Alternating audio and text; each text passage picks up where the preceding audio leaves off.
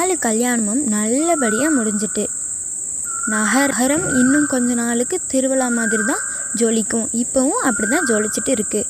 ஜனாக்கர் தசரதனை சந்திக்கிறாரு. பார்த்துட்டு 2 பேரும் கண் கலங்கி, அவங்க 2 பேரும் ராஜாவாக இருந்தாலும் இந்த நேரத்தில் அவங்க 2 பேரும் அப்பாக்கள்.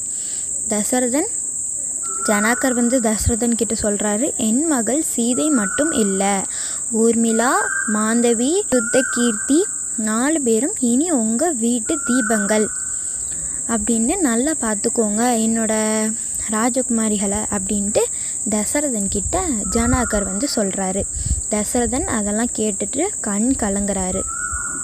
அதுக்கப்புறம் ஜனாக்கர், இவர்கள் எல்லாரும் என் உயிருக்கு சமம் அப்படின்னு சொல்லிட்டு கடைசி சொல்லி முடித்ததும் நம்ம தசரதனுக்கு ரொம்ப கண் கலங்குறாரு. சீதை அப்புறம் அவங்க அப்பாவை சந்திக்கிறா. அவங்க அப்பாவை சந்திச்சுட்டு அப்படியே அவங்க அப்பா மேலே அப்படி தோல் சாயிறா. அவளோட கண்ணில் சந்தோஷமும் இருக்குது, சோகமும் இருக்குது.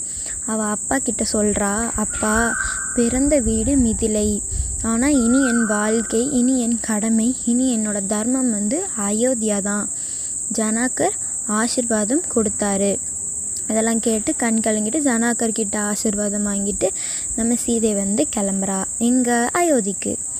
அப்புறம் சீதை, ஊர்மிளா, மாந்தவி, சுத்தகீர்த்தி 4 பேரும் ஒன்றா உட்காந்துருக்காங்க. அவங்களுக்குள்ள ஒரு சின்ன அமைதி, குழப்பம், சந்தோஷம் எல்லாமே கலந்துருக்கு. 4 ராஜகுமாரிகளும் 4 பேரும் இவ்வளவு நாள் நம்ம மிதிலையில் ராஜகுமாரிகளாக வாழ்ந்தாங்க.